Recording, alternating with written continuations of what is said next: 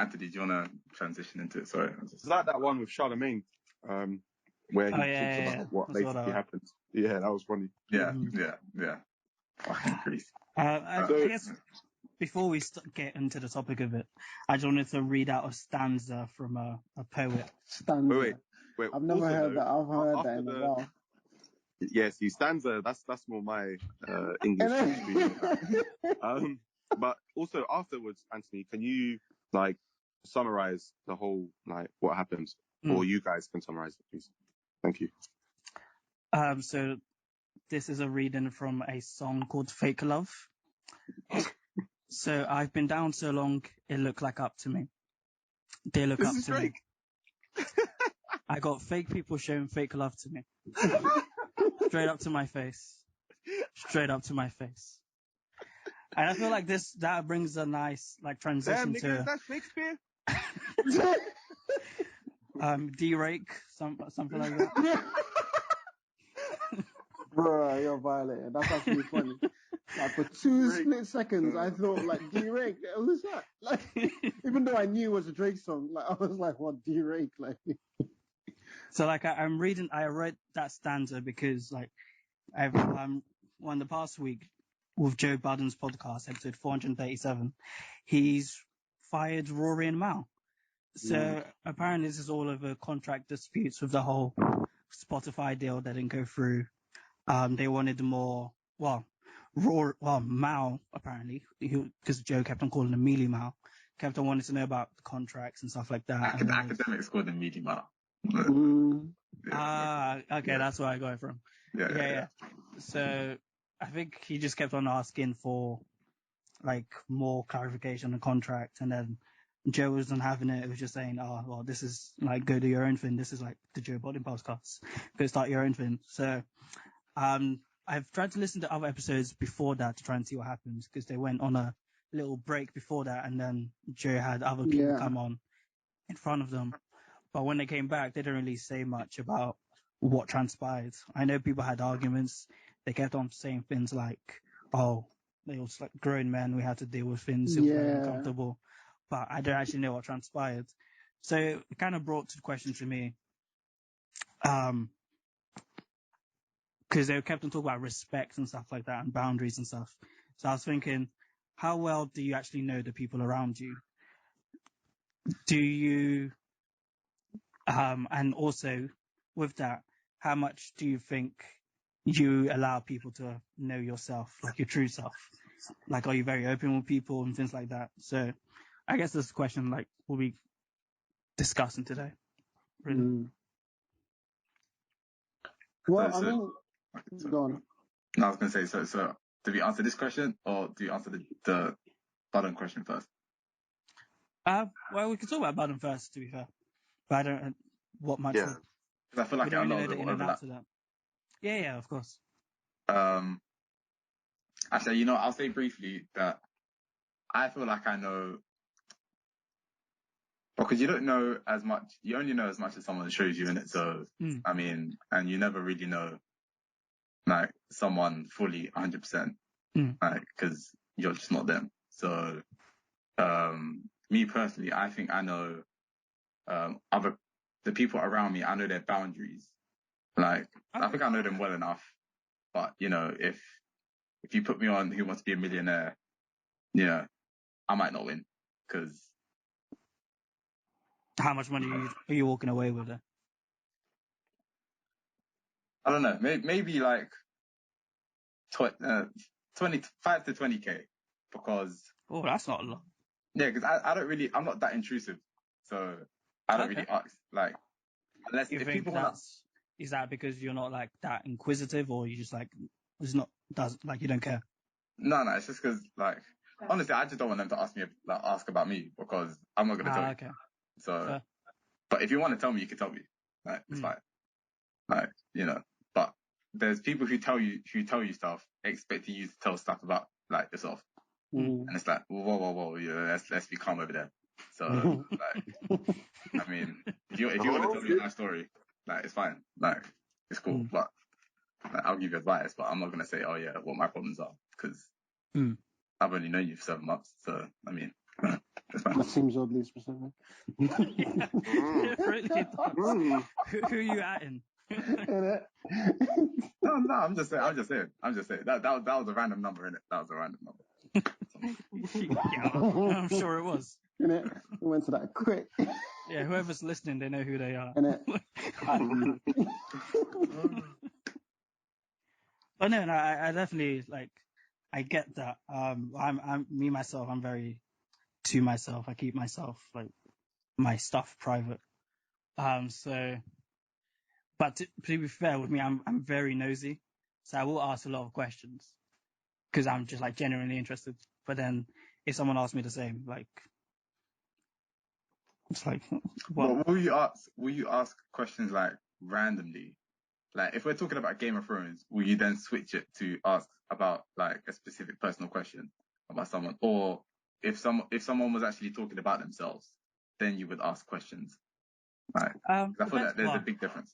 Yeah, I wouldn't just be oh, okay, so to be fair, naturally, recently I'd bring up something random okay, so how's your mental health been? Or something like that. But it'd be something that I would hope me and the person I'm speaking to would be comfortable enough sharing with each other. But to be fair, whenever I bring up a topic, it's normally a topic that I'm comfortable with speaking myself as well. So unless they try to ask something more personal, I don't think, which I probably wouldn't engage in. If I try to initiate conversation around things like mental health,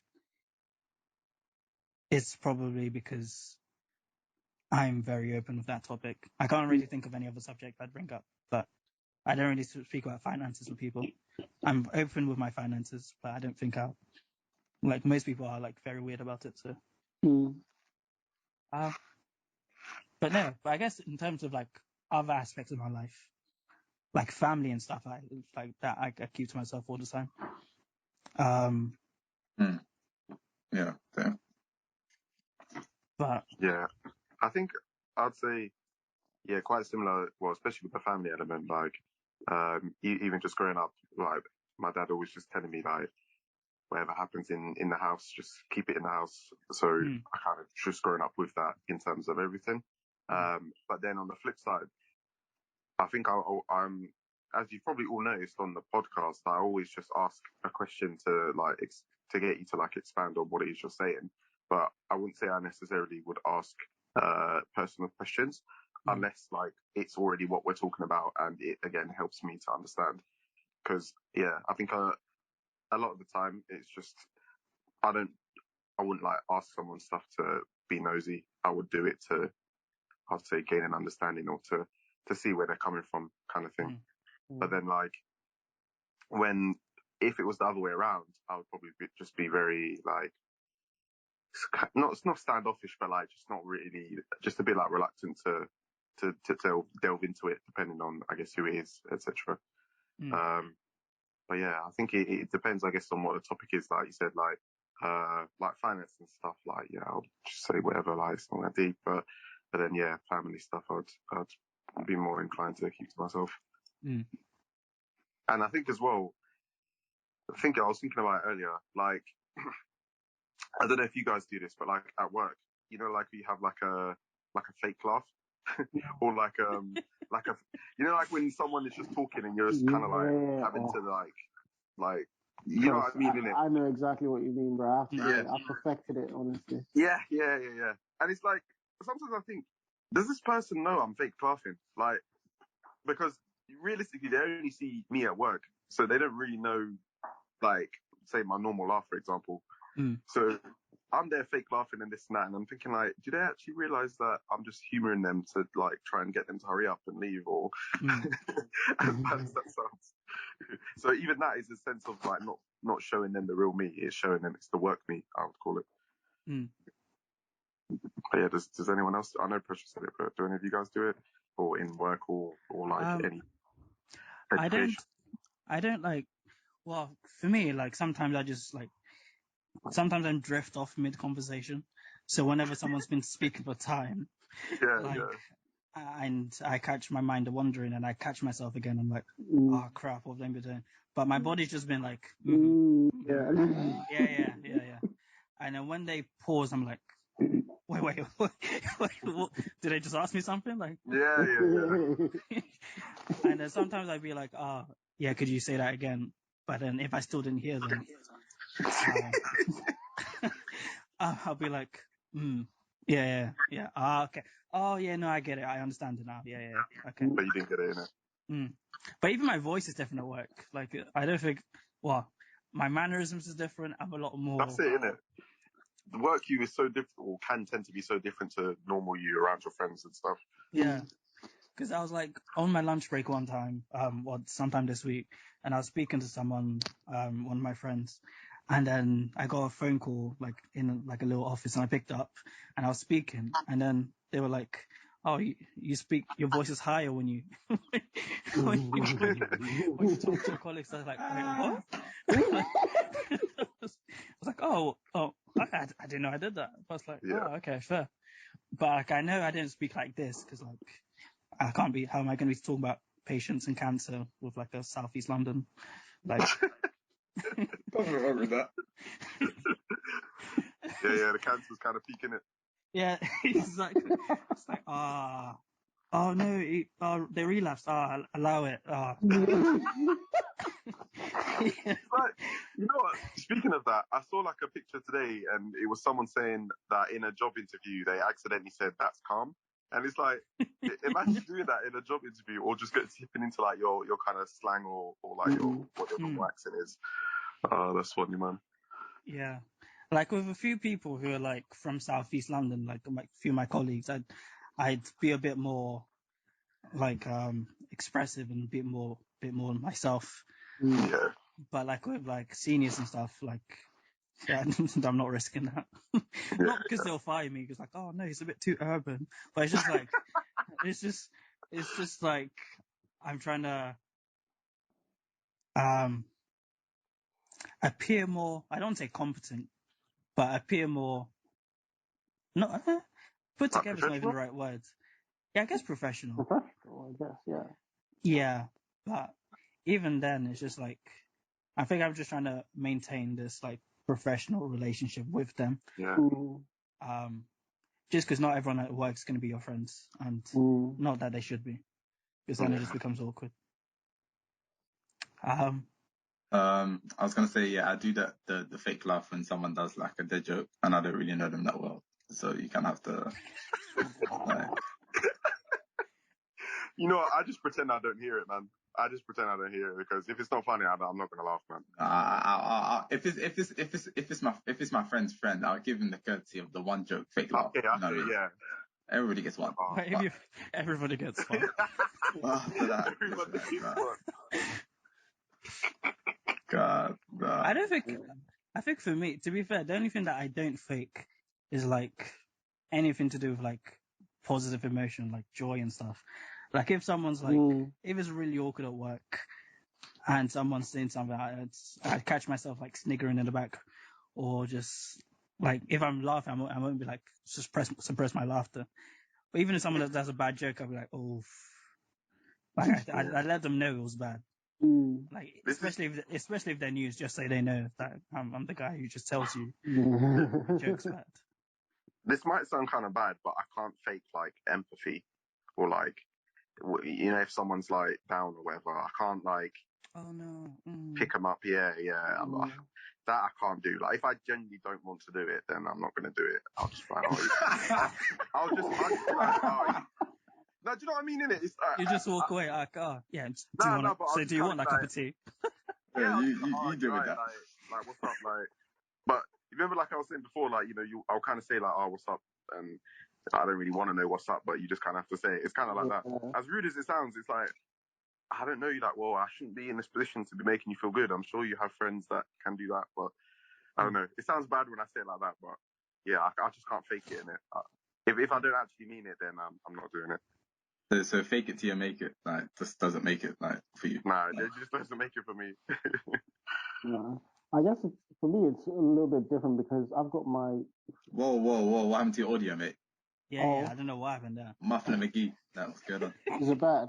Is it better now? Nah, it's fine now. Yeah, it's better now. Yeah. Oh, okay. I don't know what happened there.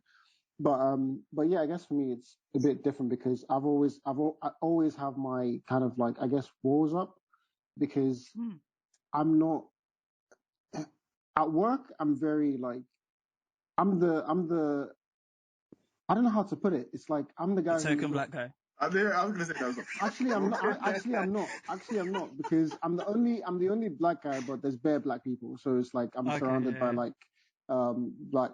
Well, I work with a lot of black girls and like just ethnic people. Wait, are you guys like the ethnic, the ethnic branch? I'd say yes, and given our location, I would actually say yes, but it's not as bad as some stores that I've been. Like I used to manage Putney in it, if you remember back in those times, and we were definitely the black store. Like wait, it was just which one are you at now? Ealing Broadway.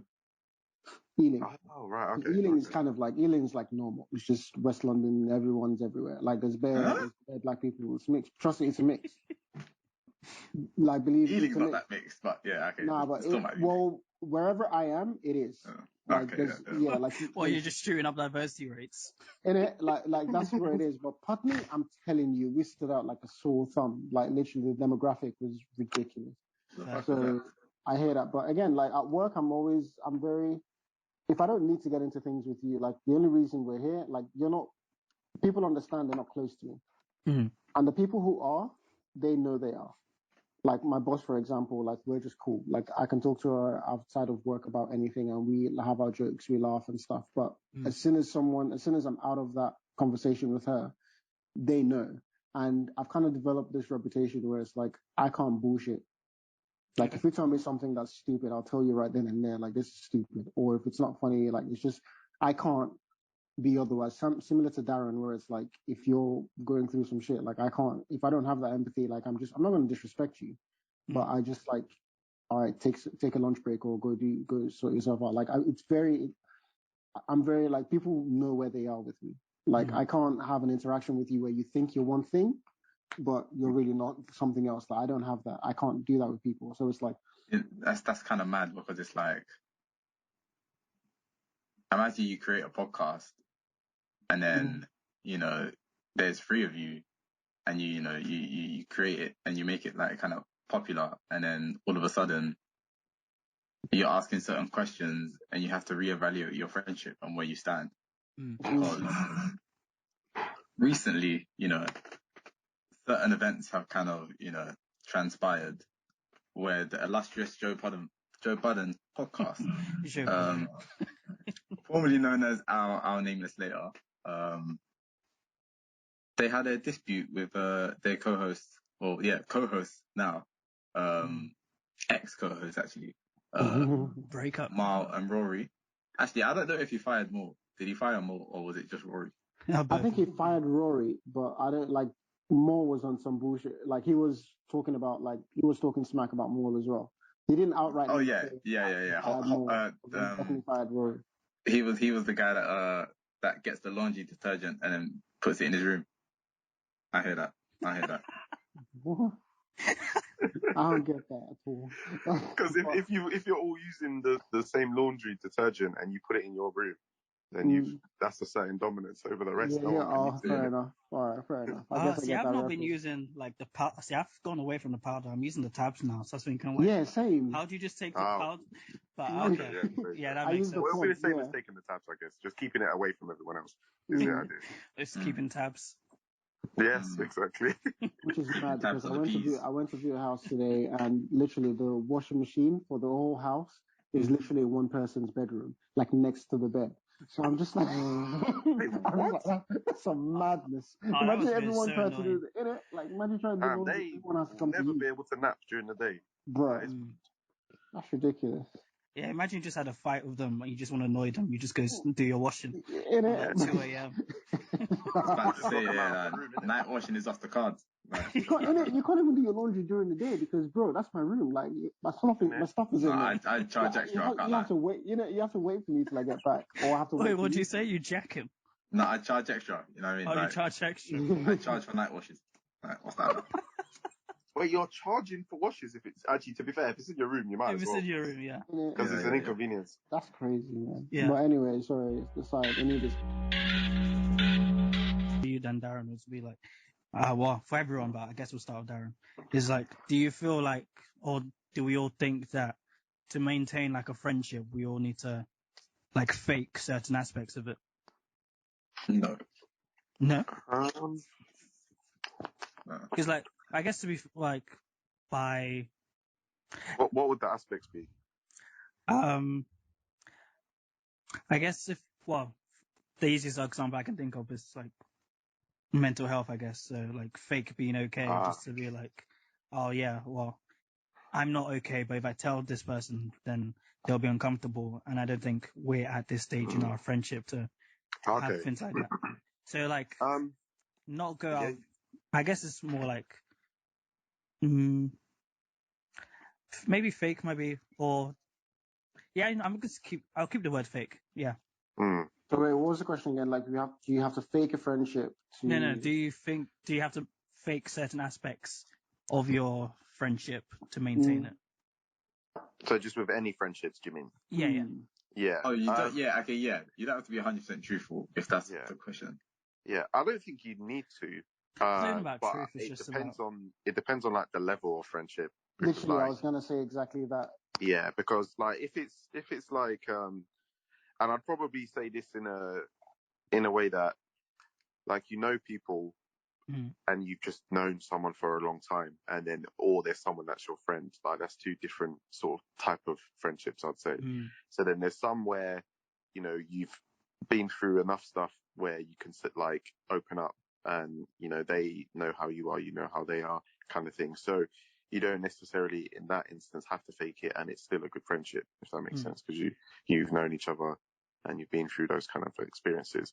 But then you could just know someone for a long time and kind of, you might always just put up like this facade that you're this happy-go-lucky person, but really inside you might not be. But again, to maintain the friendship that you guys have, like how deep it is, I guess depends. But to maintain that, you just kind of, you know, kind of put that out there. Because I think, like what I was saying before about my thing about not being like sharing empathy, etc. I think where that comes out from my side is that I think if, for example, I was feeling down or whatever, I wouldn't expect people to empathize with me. So I kind of do it. So it kind of works both ways for me. I kind of treat people how I expect to be treated, which is a weird way of saying it, but like I think that's perfectly No, it cool, makes sense. Yeah, like I'm the opposite, to be fair. Like Yeah. I'd treat people differently, but I have like a completely different standard for myself. So like, if like obviously we all know that men are allowed to cry and things like that, for example. Yeah. So if another guy was crying next to me, I'd be like, oh no, that's perfectly normal. He's within his right to. But if I was doing it myself and someone's trying to comfort me, I'd be like, oh, what am I doing? Like, here I am crying. Yeah. So I'd be like, oh, like this is like, what am I doing? Like, I'm a grown man. Yeah. Like, I think so. The thing, I'm with you, Anthony, but I guess the difference with me is it depends on who the other person is. Like, I'd feel that way if I ever caught myself breaking down, which thankfully hasn't happened. Like breaking down with like people that I know less well. But like if it's someone I'm sort of like I know on that level, then I don't have those thoughts. Like they don't even come to me. It's just natural. It's just what it is. But any other set, like you'd have to have a certain kind of relationship, and so far it's only like happened with the one person, so it's like it's calm. And I have that level of, I guess, bond with them. It just doesn't come to me. Even with me, I feel like even if, because I don't think I can be. I was going to ask the second question would be, do you think you can ever be 100% open with someone? And me personally, I don't think I can be. Not because like I'm reluctant to like share stuff. It's just because of like the impact of what if I share might have on the other person. Like me being in a relationship, I always feel like I have to be like the most stable person. Can't have any cracks. So me, if I'm crying in front of someone, even though they might feel like, yeah, it's completely fine, I don't want there to be like any doubt in their minds that like I'm not like 100% right, because if I'm crying, I'll probably feel a bit uncomfortable because now it's almost like the whole like facades of like stability is gone. Mm. So I feel like for me, this isn't healthy at all, but it works for me. But I think that's it. To maintain like certain like relationships, I have to keep things to myself because as much as me saying something might be like, oh yeah, no, it's completely fine. The way they might take it could be completely left of what I was thinking, or could be completely left of my like want. So for me, I feel like I can't be 100% open with someone, but 99%, that's pretty good. But I guess, yeah. Right. Do you guys think you guys be like 100% open with other people? I think I could be, and I think there are people I am, but it's one of these things where saying I can be 100% open is just, I don't picture myself in a scenario where I'd have to sit down and like go through like my whole life or like just open about a certain topic. It would be like, that question to me seems more like, is there anything I wouldn't tell someone? Like if something was happening or they found out about something and they asked me about it, like would I, like there's nothing, the people that I've got that is like, I don't even feel the need to, in terms of hiding anything from them. So it's not like they know everything about me. It's like, there's nothing I wouldn't tell you about me if it came up, if there was a need to or whatever else. So like, that's where it's more like for me. So it's like, so it's not going to be like 100% open because no one's ever going to know you like 100%, like every detail of what you've ever done. But it's like, are there people that I can be open about anything with? Yeah, I've got those. Okay. Yeah, I don't know if I do. I think like I'd probably say I have like little things like maybe little insecurities and stuff that I just sort of keep to myself. But then, like I was saying before, like with just the way my dad brought me up is to just keep yourself to yourself. And so I think that in all aspects I find difficult to just, I guess, be open about it. But then it depends, I guess. It depends on the friendship and it depends on the person. It's like, it very much depends on the person, I think. But more likely than not, it's a no in terms of opening up. But yeah. I guess the reason why I'd say that is because generally there's not a lot of things that I sort of hold high in terms of like information that needs to be guarded. Like I'm pretty open about most things. So I get what you're saying, Darren, where it's like, well, I'll just keep me to me. But it's like with me, that information it's not so guarded. Obviously there's levels to things and there's levels to like, if I don't tell you something, it's not because, oh, I'm holding it. It's just, I don't think you should know that. Like past that point, there's certain things I just don't think are like too much of a big deal. So for me, like Anthony mentioned the example of finances, like a lot of people are just guarded about that shit, and rightfully so. Like you do what you do, but it's like if you're asking me if I'm talking about finances, like, and I feel like it's gonna help make my point or just paint a bit clearer picture, I just say it, and it's fine. Like me telling you, well, doesn't have any effect in my mind, doesn't have any effect on what I do with it or how things work out for me. Like I don't believe anything or anyone has that power. Unless I'm talking to Uncle Sam and they deduct my taxes or some shit. But like, that's the only sort of scenario. If I'm just giving people advice or anything, or just that whole thing about, oh, you don't know how much I make or that kind of thing, like things like that people would find sensitive. I'm just like, to me, it's just nothing. Like, if you know that, then okay, what does that change in terms of my interaction with you? Absolutely nothing. So yeah, it's things like that where I don't hold as much things as high in regard. So for me, it's a lot, I guess, easier to open up if I feel like you deserve that from me, or like that's something I'm comfortable doing with you. What about you, Davis? Nah.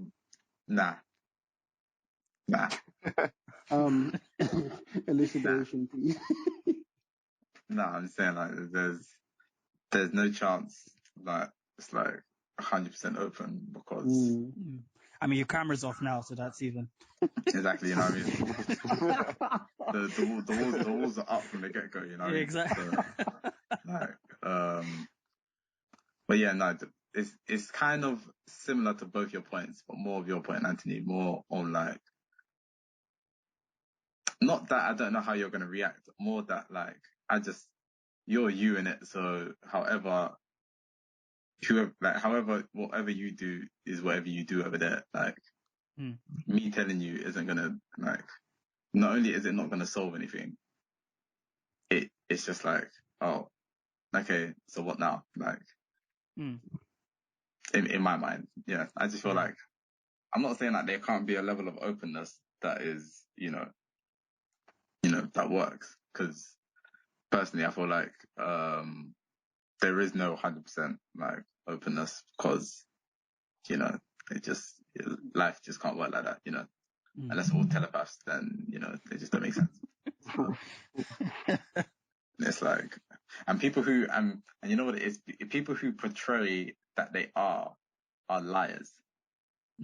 And the fact, and that goes into the similar point of when you were asking about happy people and all that kind of thing, because it's like, stop lying, like, you know what I mean? So like, it's just that simple. So yeah, and just accept that, accept that I'm not going to tell you everything. Like, accept that, you know what I mean? I don't necessarily want you to tell me everything, because you can if you want to, but that doesn't necessarily mean I'm going to tell you everything, because what does that mean? What does that do? That sometimes it helps, sometimes it doesn't. So I feel like it's important to have good decision making in when and who to tell things to, and just being able to tell everyone stuff because you're open doesn't really bode well. I feel. So I think a counter question then is: would you guys want like your friends to be that open in that sense? So like, would you want them to be, or not necessarily open, but like say maybe willing to be that open? So like, I don't know, if they want to be, yeah. If they want to be, and then you would be like receptive of it, so you would like talk through with them and like etc. Or you'd want to know more, kind of thing. Yeah, I'd want to know more. I'd be interested. Yeah. But I'd most likely, and I'd share as well. But I'd most likely I wouldn't share as much as that person or more than that person. Not like it's a competition, but it's just because, I didn't ask you. So, Yeah. Yeah. I personally, I'd want people to like share things with me, not just because of like curiosity and just taking off a box, but like I genuinely like, especially if it's something that's not like trivial, like, oh no, if it's something about like I just like I'm finding it hard to do something, or they're like mental health, I guess that's something I'd hope people around me can come to me for.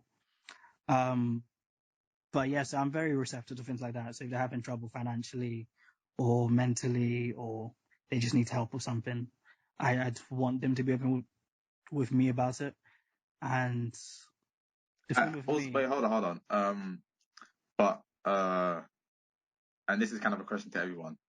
But would you also like talk with them by volunteering your own experiences, or would you? No.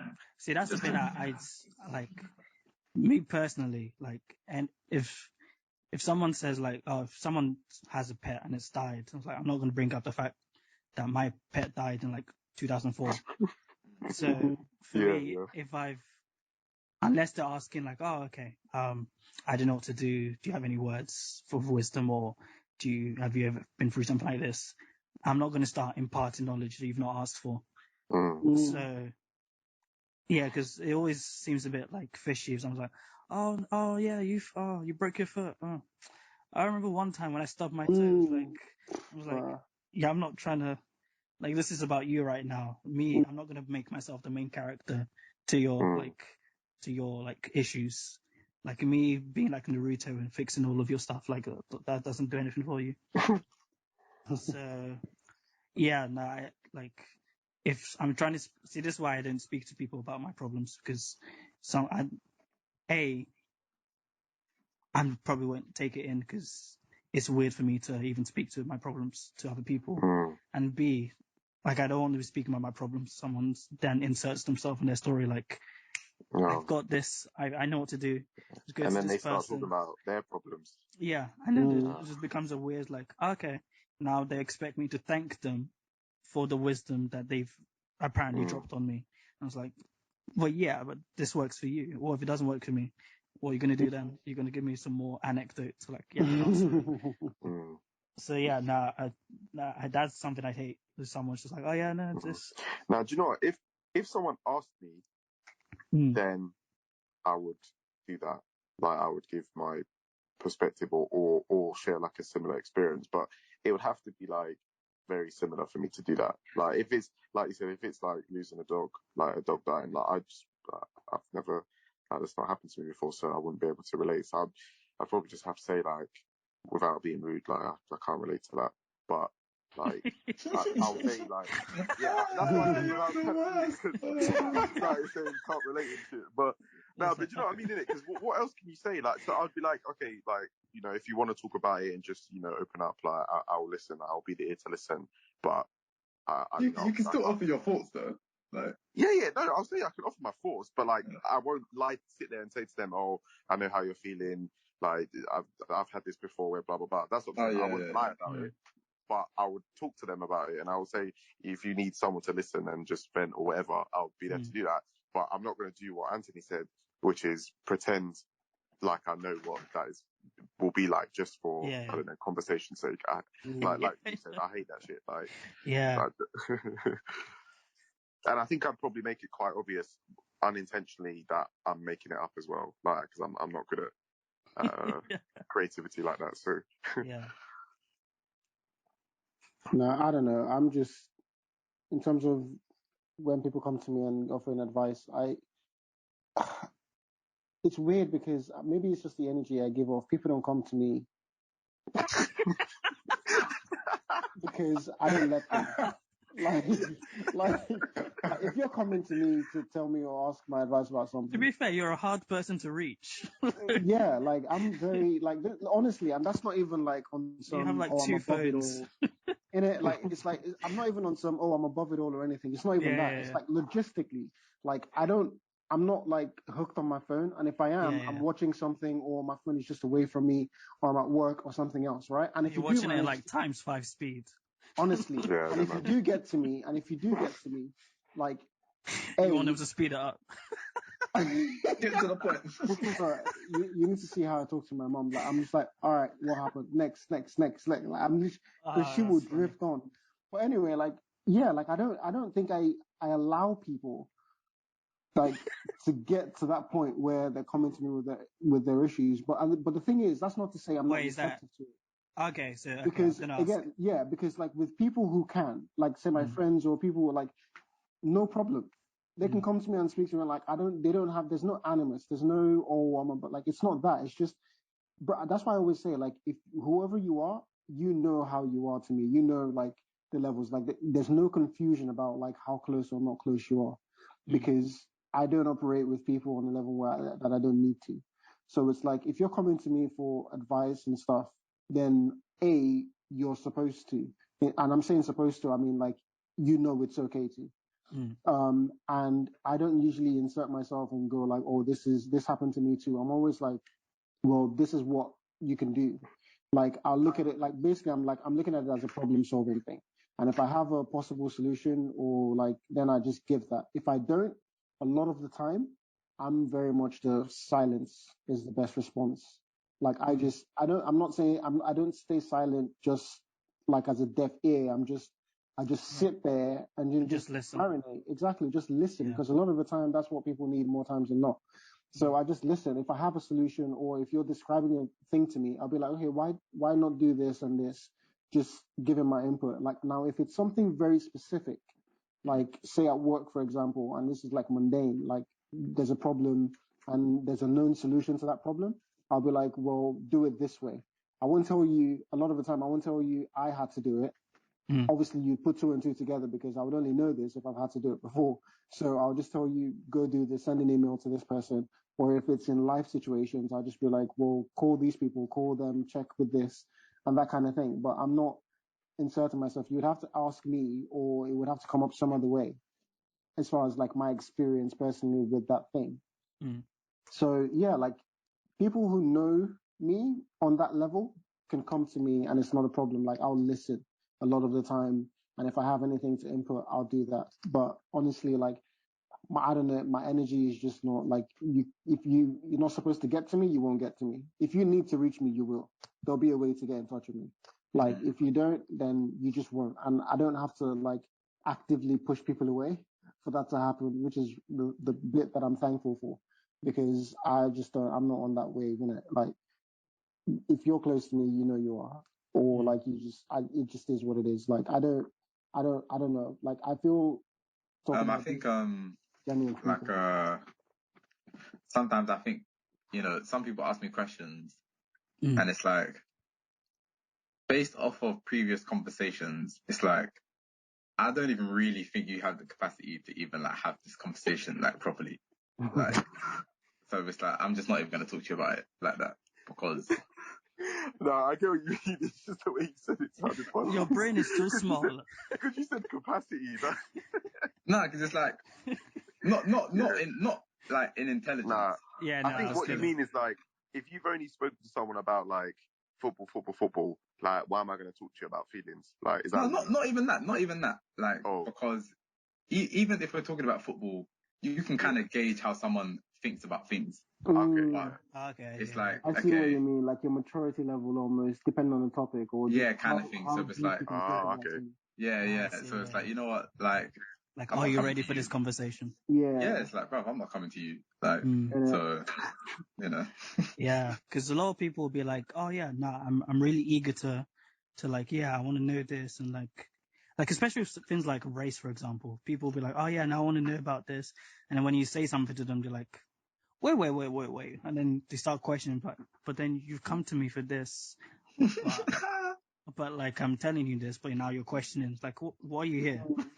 Go to Google, go get a search engine. Like, why am I here? I'm wasting my time telling you this when you already have your preconceptions about stuff. Like, I ain't gonna tackle that. So before we move on to the next topic, I'm just gonna say, we all need therapy, and I feel like everybody in life needs to go to therapy once. I feel like it'll be definitely agree. Yeah. You know what? I think that's a good shout, to be honest, because I've actually thought about therapy sometimes, like just in general, to see not necessarily what it's like, but like to see things from like another perspective where you just would like haven't either thought about or spoken about it, because if they're there for a reason, like. But I don't know. Do you guys ever feel like you get to a point where you feel like you need therapy for anything, or without being too intrusive, has there been anything that has happened to you where you feel like you might need therapy?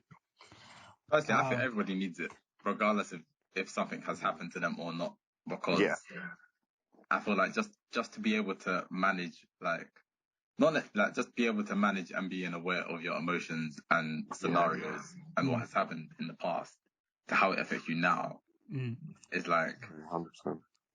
Even if you can't manage it, having an awareness is at least the first step to management. So, and I feel go on. No, I was gonna say, I think on that, I think a lot of the time we just think that therapy is when it's at when something is at the worst point.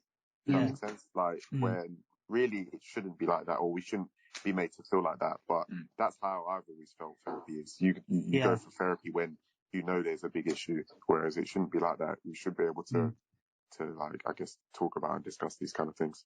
Because going back to going back to the 100% honest thing, because it's like you can't even really be 100% honest with your therapist, because yes, you might tell them everything, but they don't know you outside and they can't know you outside because they need to maintain that relationship. So it's like, it's because you could never have that conversation with your friend because, okay, cool, you have that conversation, but then you see them the next day, even if there isn't awkwardness, like it's a different dynamic, whether it's positive or negative. It's like, it should be something that should be resolved within yourself rather than needing other people who are within your network that could potentially affect the network. You know what I mean? Whether it's an effect on them or an effect on how they treat you or treat others, and that kind of stuff, which, goes to maturity and that. But Yeah, I think another big thing is I used to talk about how people aren't 100% honest with therapists. I think a lot of people aren't 100% honest with themselves. And me too, I'm definitely included in that. Because, like, when I talk about emotions and stuff, I'm like a person who's like, yeah, no, I'm not going to share like my negative emotions with anyone, like especially relationships. Like I won't be like I'm the sort of person who's like I'll deal with it myself, and if I'm getting to a point where I'm like projecting that, then first of all it's how did I let that get to happen? How did I let that happen when I've been trying to suppress it all this time? And like yeah, like what does this now mean with how I deal with stuff and things like that? But yeah, was what we were saying earlier with like therapy and stuff. Like me personally, I feel like I'm definitely fine, but I know the way I think about stuff, like when things have happened to me, I always think with the way I like process things now, I always think, okay, well, yeah, what I've done now is just what's happening to me right now is, I guess right now is not the best, but compared to what happened like years ago, like, oh, this is fine. Context in it, yeah. Yeah. It's like, oh yeah, no, like, what are you getting upset for? Like, you've been through that, and this is nowhere near that. So it's like, yeah, it's fine. But like, if someone was like, oh, I've just been in a car accident, but like a couple of weeks ago, my grandma died. Like, you'll be like, well, yeah, you can acknowledge both, but I'm very bad at acknowledging what I'm currently facing because I'm always comparing it to what's happened in the past. And eventually I'll need to have therapy for that because in a couple, not relationships, not boyfriend, girlfriend, just with people, it's just like I've noticed that how I deal with certain things or how I can comfort someone within certain things, it's a bit like, oh, yeah, I've kind of desensitized myself to all of this emotion. So now I'm like, I don't know what to say to you in this time. So I'm just going to like, just show you dimples. But it's like, because welcome to the world. Because like, yeah, I want to help you and I empathize with you, but I don't know how to show that for you right now. So like, I'll have to, especially when I have kids and stuff, like I'll need to be completely set by then because kids will be annoying. They'll be crying about school and stuff. And I just need to be able to like empathize with them genuinely rather than like, oh, wait, what? You got a B in your math? Like, why are you upset? Or you need to be able to lie. Nah, I don't want to train myself to lie. Because when it comes to kids, you won't be able to tell the truth 100% of the time, especially if they're pissing you off. You know what? That's true. You know what I mean? And then it gets to, I'm going to tell the real truth. So I'm going to need two therapists now. One that teaches me how to lie, and the other one to like helps me sort out my emotional stuff. Speaking of lies, you know who told a pretty big lie? Omni Man. And Omni kind of Father lie. of the Year. Bruh. Goodness. Bruh. Fist up of the century. Bruh. My goodness. For me. Omni Man that was so rude. Before we like talk about the episode or whatever, or just the show in general, I would just like to say that that is the level of violence that I would like to see in superhero shows. You're never gonna get it. Live action and animated. That's not happening in live action. Yeah, that's not happening. Listen. I think the closest we'll ever get is Batman Superman. No, I'm not gonna say it's gonna be like that, but trust me, it will get to that point. Actually, no. To be fair, we just had The Boys, and that was pretty similar. Yeah, I take back my words. No. Don't really think now. We're not gonna get that on with that level of budget. Like we're not gonna get that train scene there. Yeah, I think that's the goriest scene I've ever seen. Yeah, it's mad. Yeah. That was so, that train scene was crazy. And in live action, like, hey, I'm not even talking about the money. I'm just talking about like the rating it'll take to make that mass media. Yeah. It's just 18 no plus, one's gonna hold do that. it. Bro, Yeah, how many 18 plus movies are grossing billions? yeah, See, because they're too They're not money gonna do it. orientated. So Yeah, I'm not but even think thinking about it. about. That's not gonna change. That's my point. No, but think about it this way though. Because there hasn't been that many, when they do one, it will bang. Yeah, but they need to do one. And the people who make the decisions I'm not saying Marvel are gonna will do never it. let Like, it do it. I'm not saying Marvel are gonna do it. Yeah. But I'm saying one of these other, like, there's bare comic stuff in it, like, not necessarily Marvel and blah, blah, blah. They don't have enough money, that's the problem.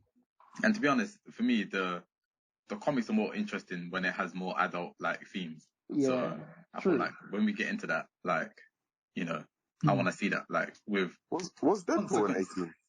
Yeah, it was, but it's not getting to this level of gore. Like, it's because the people who would want to do it don't have the money, and the people who have the money don't want to do it because it doesn't make the money. Like, that's where it's a catch-22. That's why I'm saying, like, it'll never happen. If it happens, basically the scenario for it to happen would be like a big company like Warner Brothers or Disney puts that kind of stuff preparing to lose money. Like, Disney really taking over the world. No. I don't agree with that. Because they're not gonna make the money they need to make to justify that. Disney will make money off the name alone if it's a good enough character. Not that level of rated R, not that level of gore. I think so. I think if it's they're a good not marketing enough that. The reason why Disney are big is because they're marketing enough to franchise, kids. they will make enough money. Or they won't make like Deadpool money, or they wouldn't make the like Guardians money. But that's they'll my still point, make though. enough to not make a loss. 100%. No, but see that you're right. You're saying that, but the thing is, the resources they put into doing that, they're gonna redirect somewhere where they're gonna make mad profit. Okay. Think of it, Precious. Think of it, Precious. Okay. I want it. I agree, but I just don't think we'll get it. Because it will. Me personally, it will happen. Like, it's gonna happen at some point. Because if they made the upcoming Venom like an 18, like that. Well, actually, you know what? That film is not the. If the first Venom was an 18, owned by Disney now? No, it's that's still Sony. Sony. Still Sony, yeah. Oh, okay. But if you have like a character of that magnitude and it comes out with the 18 film, because Venom would be related to that. You're not gonna have Thor suddenly have a 18 plus movie, or Nick Fury have his own film like that. Like, someone like Venom makes sense. So if you put him in a horror, like real gory 18 plus scenario where you actually get the fear of Venom, like that will be a win-win. Like, that will be a win-win for everyone. Like, okay, so listen to this then. Why? Because when Venom was originally being made, it was supposed to be rated R. Why do you think they changed it to 13? It's the exact scenario. Venom, exactly. That's my point. Because they got shook. And look what happened. That's my point. The film good? I haven't seen it to this day. The film was meaty. I liked it. But it was meaty. But my point is, they backed out because of money. That is the same thing that will make this not happen. And that's my point. That's what I'm saying. Like, it'd be nice if it happened, but they just won't do it. But it's not necessarily because of the fact that they weren't like, creatively the project wasn't working. It's because they were shook that people wouldn't go because it's an 18, because it doesn't happen. Bro, that's my point. But it will happen. My point exactly. No, but it will happen. They said a film with a fucking tree and a talking raccoon would never work. What happened? It was when it came out. It was probably one of the best Marvel films. Do you know what the difference is? You can market it to the kids. Exactly. You can market. That's my point. What do you mean? It doesn't matter. It doesn't matter. It wasn't about the kids. No matter how rated R it is, you can't get it to kids. You can definitely market it. I would say Deadpool is a good example. Even though it's not gory in that sense, it's still an 18. So you can definitely still. Yeah, Deadpool didn't make that much money, bro. Deadpool didn't make that much money. Are you saying Deadpool 1 didn't make that much money? It did not. Deadpool 1 made something in the 700s. Like 600, actually. That's a lot for me. Wait, that's a lot for me, but that's not a lot for Disney. His budget was 58 million, and it made 783 million. Look at this guy. I hear you, but 58 million is not getting you the budget for the Amazon, that train scene. What do you mean? They made 700. Bro, all you need is probably like what, double that, triple that. That's a bigger profit margin than probably what Avengers made. Yeah, you guys aren't listening to me. It's a bigger profit margin. No, it's a bigger profit margin because they didn't do the gore to the level that Invincible did. Like the level that Invincible did, the money that has to go into all of that to be quality, that you're not getting the returns. Like if they spent that much money on Deadpool, right? That's 700. I'm telling you, they're not breaking even. Okay, but okay, so if they make the film 200 special mil, effects are costing? the Avengers film it'll cost a lot. It's in the hundreds of millions, like because it's not precious, because Avengers, like all of that kind of film, they cost like what, between 200 to like 250 mil, yeah. And if Deadpool made 50 mil, like made 700 mil off the 50 mil budget, if they make it 120, 150, or even just 100, that's a huge difference. What happened to Deadpool 2? Actually, wait. Even before that, that wasn't R-rated though. You know, like the Spider-Man Far From Home movie. Yeah.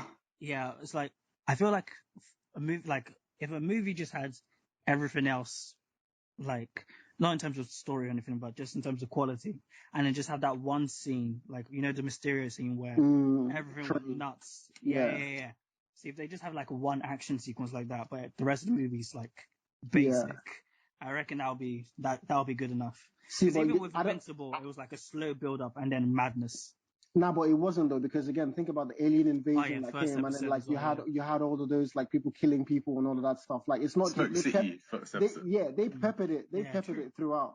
So and the problem with what you're saying in terms of you can have that one scene. The problem with that is people would demand that consistency for the rest of the movie. Like, how are you doing all of this? And then the first scene, you're just slapping someone upside the head and they're dead. Like, come on. They would expect that. And you just, I don't know. Like, again, I mean, to be honest, Game of Thrones did that still for their seasons. They slapped in the White Walkers. Nah, they slapped in the White Walkers first 5 minutes and we didn't see them for very long. Oh, yeah, for real. Exactly. You see what I mean? Also, Deadpool 2 grossed 786 million. So exactly. There's no growth. That's my point. All that hype. What was the budget, Darren? From the first one. Darren, what was the budget? It went up. The budget went up. Wait, let me have a look. Oh.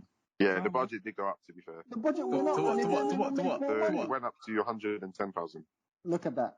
10 million. Yeah, okay. So it still made 700 million, yeah? Yeah, but again, you're not thinking about like 700 million. Bro, 700 million is in turnover. That's not a big profit. No, that's not profit. Turnover is not the same as profit, bro. That's a big profit. They made profit off that film. Yeah, they made profit off the... Bro, I'm telling you. Big profit. It's not big profit. That's big profit. It's not Avengers profit. You know why it's not big profit? Because there's no Deadpool 3. What do you mean? It's coming. Deadpool 3 is coming only because they've seen they have to rework it, integrate it. If think about it, it's the same as Black Panther. It's only coming because the first two were successful. Exactly, that's my point. And again, it made. Well, how is that your point? Thank you, Darren. It's only profitable because they made money. There's a niche. But the reason why they're making the third one is because they're putting it into the market. Wait, say that again, sorry? Can you say that again? So it's profitable because they're making money, which is what we've been saying, is the fact that they've made money from the films. Yeah, but what did I just say?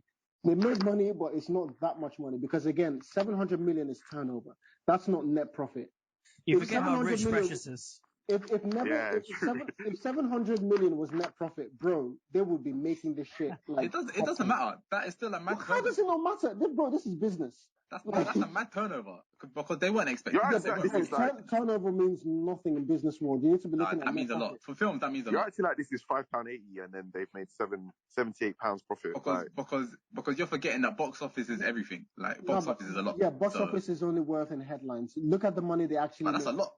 Going between theaters, no, it doesn't actually. Like, why do you think they're having problem with cinemas now? Because the margins are not the margins aren't great. Like, why do you think they're having all these discussions about like because of the pandemic? No, not just that. Like, bro, like Warner Brothers just had the whole shit. It's not just the pandemic. Like, the fact that the studios are trying to fuck the cinemas. Like, yeah. Why do you think they're trying to fuck them? Because they're taking more of the margins. Like, Jesus Christ. Yeah, it's like the football clubs that want to join the Super League, innit?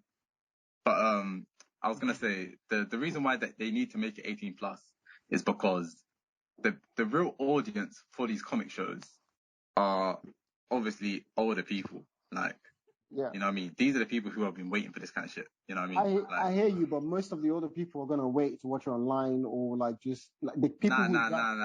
Cinemas work with not if you do it properly. Not if you do it properly. Not if you do it properly. And well, I guess we'll agree to this. Because you know what it is. Right. I hope you're right. Because you know what it is. Because of the 2000s, because we got meaty films in the 2000s, meaty superhero films because we got only two good X-Men films. We got, I think, one good Blade film. I can't really remember if Blade 2 was Blade good. film? I don't know if Blade 2 was good. I can't remember. I don't think Blade was a Blade 1. I don't think any of them was good. I thought Blade was alright. The first one was alright. No. The third one it was decent, but it wasn't. Yeah, like this is not like. We're not talking... Actually, you know what? Where's my Incredible Hulk film? I liked. I'm gonna get a list of the films in the 2000s. So you know talk about comic book for a sec. Yeah, I think the Ed Norton was alright. Like the Hulk effects were kind of Like that film is so forgettable a little bit too. Yeah, that film is so forgettable still. Incredible Hulk. Yeah. See, that film was shit. How is that shit and Blade is decent? Because he wants to be right. Wait, are you talking about the one with Eric Bana? Yeah, Ed Norton. I said. Well, you said Eric Bana. That's. And I was like, that's the. Yeah, that's the guy. Yeah, he's talking about the 2000 the guy from Troy, Hector. What's his name? I can't remember. I don't know. Oh, you're talking about the dead Hulk. Yeah. Thank you. No. We were talking about Ed Norton. The second one. Yeah, we were talking about with Abomination, not the. That's not great either. It was alright during its time because we had meaty films. Yeah. During its time, it was good. I've not watched it since. Yeah, I wouldn't put it on TV. It wasn't better than X-Men 2, which came out in 2009. Well, obviously not. No, X-Men 2 is X-Men 2, Spider-Man 2 is like the gold standard class. Silver. Well, for those movies, I'm not talking about now. Now we've had stuff.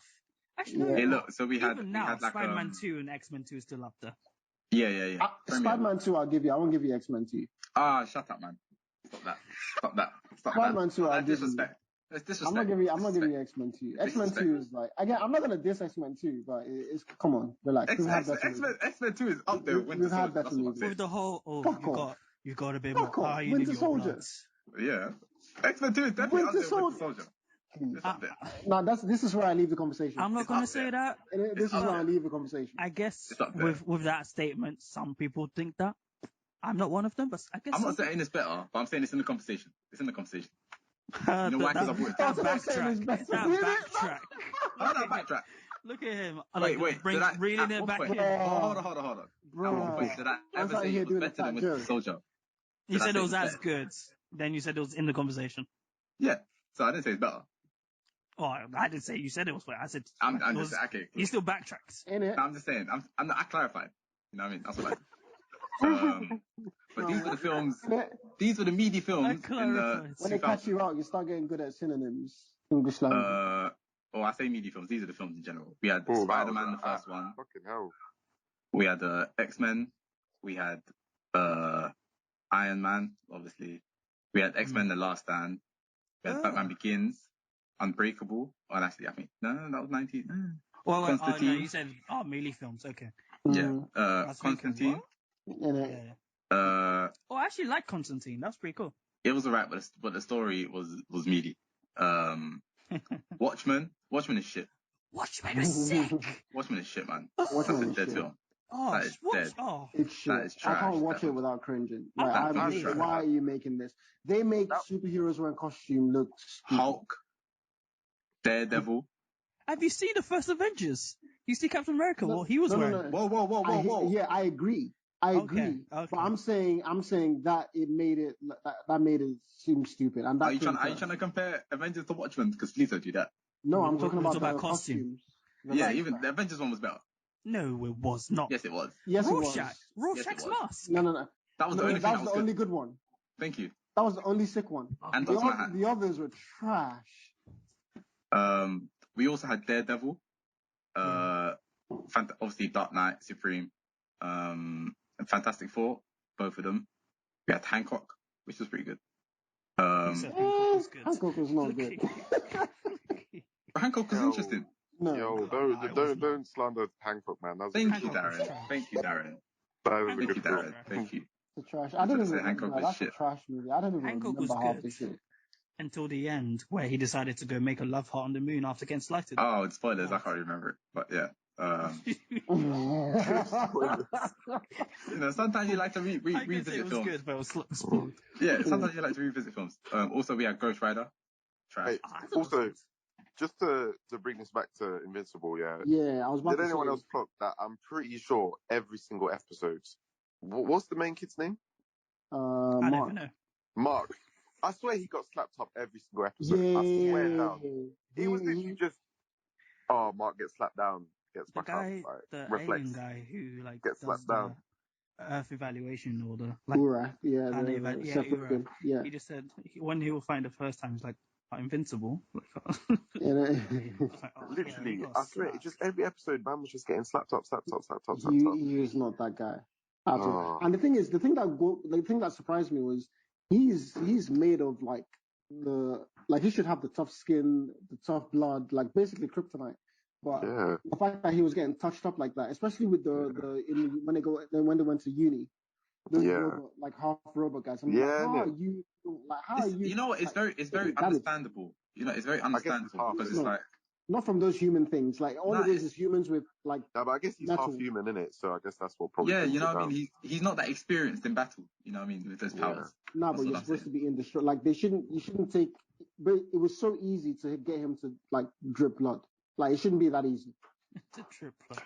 You know what though? It shouldn't be easy for me to get blood out of you. Yeah. You know what?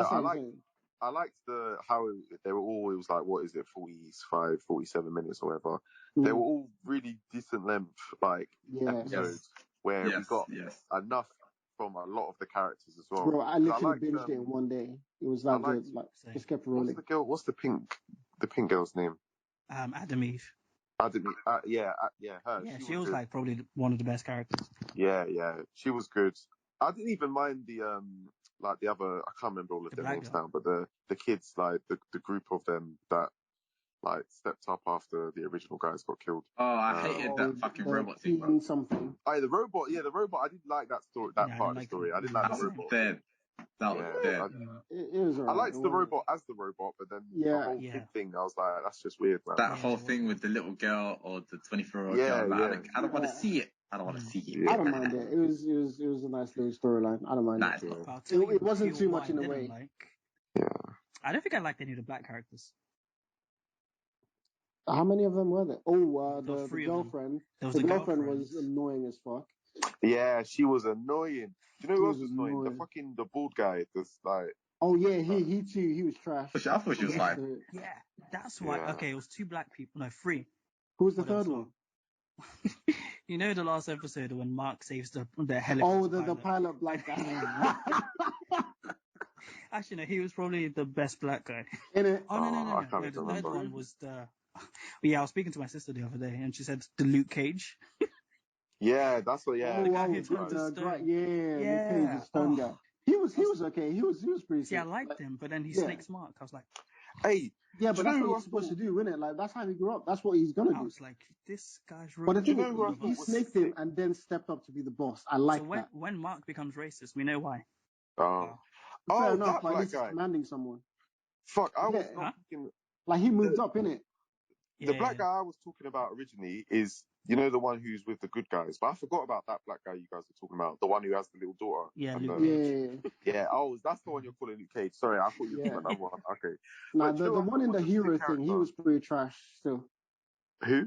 Yeah. The one you're talking about, Darren. Black Samson. He's the one that said it was annoying as fuck. He was talking way too much. I don't even know what his power was. I didn't think Luke Cage was annoying. Luke Cage was fine, but he was annoying. That Black Samson. I don't know why. I was like, Luke Cage was cool. Luke Cage was okay with me, but like the other one.